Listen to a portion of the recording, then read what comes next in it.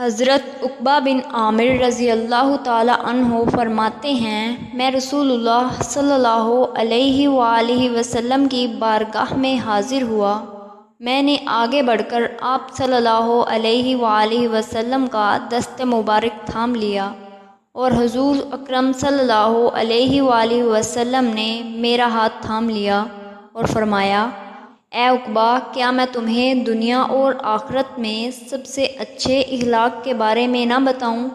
پھر فرمایا، جو تجھ سے قطع تعلقی کرے تو اس سے مل، جو تجھے محروم رکھے تو اس کو دے، جو تجھ پر ظلم کرے تو اس کو معاف کر۔ خبردار، جو شخص چاہتا ہو کہ اس کی عمر میں اضافہ ہو جائے اور اس کے رزق میں برکت ہو، اس کو چاہیے کہ رشتہ داروں کے ساتھ حسن سلوک کرے۔ مستدرک امام حاکم، حدیث نمبر 7285۔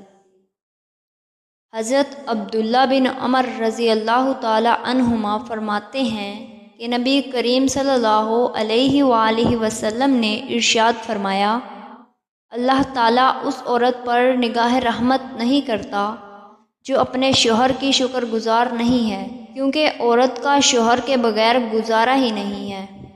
مستدرک امام حاکم، حدیث نمبر 7335۔ حضرت سراقہ بن مالک رضی اللہ تعالی عنہ فرماتے ہیں کہ رسول اللہ صلی اللہ علیہ وآلہ وسلم نے ارشاد فرمایا، کیا میں تمہیں سب سے بڑے صدقے کے بارے میں تمہاری رہنمائی نہ کروں؟ تیرے لیے سب سے بڑا صدقہ تیری وہ بیٹی ہے جو شادی کے بعد شوہر کے فوت ہو جانے یا طلاق دینے کی وجہ سے واپس تیرے پاس آ گئی ہو، تیرے سوا اس کا کوئی سہارا نہ ہو۔ مستدرک امام حاکم، حدیث نمبر 7345۔